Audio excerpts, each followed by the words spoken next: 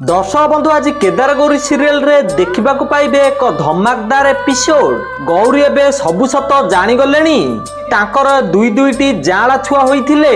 Madhavi hospital रे admit होइतिबा समय रे बिक्कू आसिकी माधवी को कहबो गौरी ता जाला छुआ बाबद रे जानी गलानी। तापरे माधवी कहबो गौरी एबे ता बंचिला छुआ को खोजिबा पई जीवन को धरिबो। तापरे माधवी बिक्कू को कहबो ता पूर्वरु तू जीवन पाखु को जाईकी ताकू जीवन रु शेष कर दे।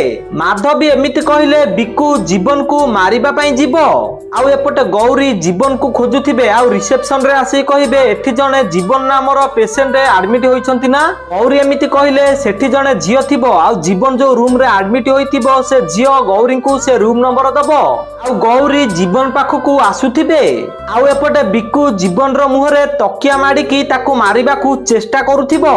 आउ ठीक सेही टाइम रे गौरी से रूम खोलिकी पसी जिबे। आउ देखिबे तो बिक्कू जीवन को मारिबा पई चेष्टा करूची। आउ गौरी बिक्कू को देखिकी पूरा आश्चर्य होई जिबे। आउ बिक्कू गौरी को देखिकी पूरा डरी जिवो। तो दर्शक बंधु आपण मानु कोन लागुची गौरी बिक्कूर सत जानिबा परे बिक्कू कोन गौरी को मारिबा पई चेष्टा करिवो कि हां कि ना हमको कमेंट माध्यम रे जणांतु। आउ एई भली अपडेट सर्वप्रथमे जानिबा पई वीडियो गोटे लाइक करी चैनल को सब्सक्राइब कर दियंतु।